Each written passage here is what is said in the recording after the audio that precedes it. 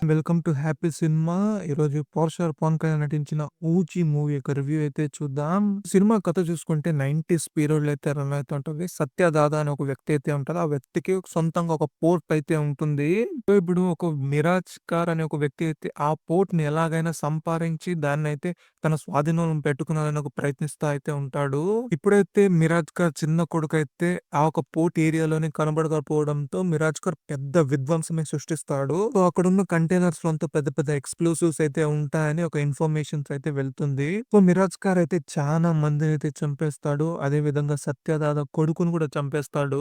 అయితే ఈ పనులంతా చేసిందొచ్చేసి ఓమి బాబు అయితే ఉంటాడు. సో, అతడికైతే ఈ ఎక్స్‌ప్లోజివ్‌తో కూడిన ఒక కంటైనర్స్ అయితే చానా కావాలని, అందు గురించి ఇలాంటి పరిస్థితులైతే ఏర్పడుతూ పరిస్థితులైతే చేజారిపోవడంతో అందరూ ఓజస్ గంభీర రావాలని కోరుకుంటారు. సో, అసలు ఈ ఓజస్ గంభీర అనే వ్యక్తి అయితే ఎవరు? ఎందుకు ఇన్ని రోజులు అజ్ఞాతంలో అయితే ఉన్నాడు? అతనికి దాదాకి సంబంధం ఏంటి? అతనికి బ్యాక్ స్టోరీ ఏంటి? అతనికి ఓమికి సంబంధం ఏంటి? అసలు ఓమికి ఒరిజినల్‌గానే ఏ ఆలోచనలు ఉంది అని తెలుసుకోవడమే ఓవరాల్‌గా ఈ సినిమా మొత్తం కథ. సినిమా చూసుకుంటే ప్యూర్ పవన్ కళ్యాణ్ ఫ్యాన్స్ కోసమే తీసిన మూవీ. ఈ సినిమా వచ్చేసి ప్యూర్ గ్యాంగ్‌స్టర్ డ్రామాగా అయితే ఉంటుంది. సినిమా మెయిన్ హైలైట్ వచ్చేసి పవన్ కళ్యాణ్ స్క్రీన్ ప్రెజెన్సే. ఎందుకంటే ఆయన ఇంట్రో సీన్ గాని, అదేవిధంగా ఇంటర్వల్ బ్లాక్ సీన్ గాని, సెకండ్ హాఫ్‌లో చూసుకుంటే ఒక పోలీస్ స్టేషన్ సీన్ ఉంటది. అది గాని, అదేవిధంగా జానీ గన్‌కి సంబంధించిన ఒక సీన్ ఇవల్ల చాలా హైలైట్‌గా ఉంటాయి. పవన్ కళ్యాణ్ ఫ్యాన్స్‌కి పండగ లాంటి సీన్ స్క్రీన్‌లో చాలా అదిరిపోయేలాగా అయితే కనబడిస్తుంది. ఇన్ టర్మ్స్ ఆఫ్ పర్ఫార్మెన్స్ అదేవిధంగా యాక్షన్ వాళ్ళ ఫ్యాన్స్‌కి ఏం కావాలో దాన్ని సూపర్‌గా అయితే పవన్ కళ్యాణ్ అయితే డెలివరీ చేశాడు. దాంతో పాటు ఇమ్రాన్ హష్మి గాని, ప్రకాష్ రాజ్ గాని, ప్రియాంక మోహన్ గాని, శ్రియా రెడ్డి గాని, ప్రదీప్ ఉత్తమన్ గాని, ఇంకా చాలా మందైతే సపోర్టింగ్ క్యాస్ట్ అయితే ఉన్నారు. వాళ్ళంతా వాళ్ళ రోల్‌కి వాళ్ళ పర్ఫార్మన్స్ అయితే నీట్‌గానే చేశారు. ఈ సినిమాకొచ్చేసి ఇద్దరు సినిమాటోగ్రాఫర్. ఒకటి 'రవి చంద్రన్' ఇంకోటి 'మనోజ్ పరమహంస'.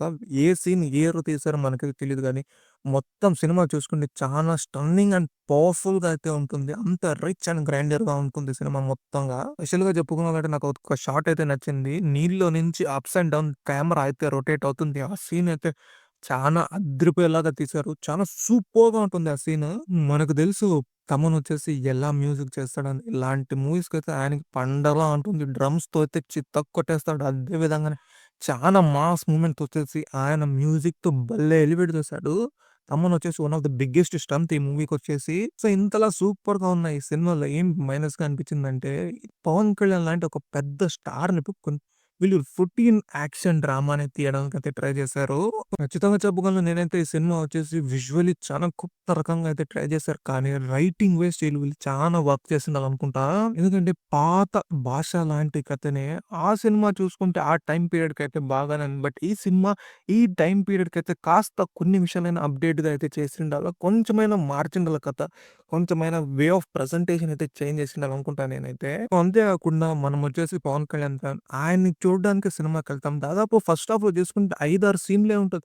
అక్కడక్కడ నడుస్తా ఉంటాడు కానీ దాదాపు 30, 35 నిమిషాల తర్వాతనే ఒక లెంగ్తీ డైలాగ్ అయితే ఉంటుంది. ఎందుకిలా చేశారని నాకు కూడా అర్థం కాదు. మనమంతా ఫ్యాన్స్ కాబట్టి ఆయన్నే చానా సేపు చూడమంటాం. బట్ సెకండ్ హాఫ్ మొత్తం ఆయనే ఉంటాడు మళ్ళా. ఎందుకు ఈ రకంగా స్క్రీన్ ప్లే రాసుకున్నాడో సుజిత్ నాకైతే అర్థం కావడం లేదు. ఇంకోటి చూసుకుంటే ఇమ్రాన్ హష్మి క్యారెక్టర్ వచ్చేసి చాలా బ్యూటిఫుల్‌గా అయితే ఇంట్రొడక్షన్ అయితే చేశారు. బట్ సెకండ్ హాఫ్‌లో చూసుకుంటే మొత్తంగా పవన్ కళ్యాణ్ ఉంటాడు. అందరూ ఆయనకి ఎలివేషన్స్ ఇచ్చి ఇమ్రాన్ హష్మి క్యారెక్టర్‌కొచ్చేసి ప్రాపర్ ఆర్క్ లేకుండా పోతాడు. అంత గొప్ప వ్యక్తి ముందరైతే ఇమ్రాన్ హష్మి క్యారెక్టర్ వచ్చేసి చాలా చిన్నగా అయితే కనపడుతుంది. అంత పవర్‌ఫుల్ విలన్‌గా అయితే లేకుండా పోతాడు ఆయనైతే. అదే విధంగా చూసుకుంటే నాకి ప్రియాంక మోహన్ మరియు పవన్ కళ్యాణ్ వాళ్ళిద్దరి మధ్య రిలేషన్‌షిప్ గాని, వాళ్ళ లవ్ గాని కూడా నాకు అంతగా నచ్చలేదు. ఎందుకంటే వాళ్ళు చూస్తున్నప్పుడు మనకి ఆ ఎమోషనల్ బాండ్ అయితే మనకు కనెక్ట్ కావాలి గానీ, ఆ ఒక కనెక్షన్ అయితే నాకైతే కనిపియలేదు. ఇదొచ్చేసి నా పర్సనల్ ఫీలింగ్. ఓవరాల్‌గా చూసుకుంటే పవన్ కళ్యాణ్ ఫ్యాన్స్ కోసం తీసిన ఒక మాస్ మసాలా మూవీ. వాళ్ళైతే ఖచ్చితంగా సాటిస్ఫై అయితే అయితారు. ఫాన్స్‌ని సాటిస్ఫై చేసే ప్రతి ఒక్క విషయం అయితే పవన్ కళ్యాణ్ ఈ సినిమాలో మొత్తంగా చేసేసాడు. సో, కాస్త రైటింగ్‌లో వైస్ కొత్తగా లేకుంటే ప్రెజెంటెన్స్ కొత్తగా ట్రై చేసే వాళ్ళకైతే అంతగా ఎక్కదనుకుంటా. నాకైతే చాలా సాటిస్ఫై అయితే అయింది కాబట్టి, సినిమా ఖచ్చితంగా ట్రై చేయండి. బాగానే ఉంటుంది. ఇవాల్టికైతే ఇది. ఒకవేళ నా కంటెంట్ మీకు నచ్చితే ఈ వీడియోనైతే లైక్ చేయండి. మరిన్ని మూవీ రివ్యూస్ కోసం నా ఛానెల్‌ని సబ్స్క్రైబ్ చేసుకొని ఈ వీడియో అంతా షేర్ చేయండి.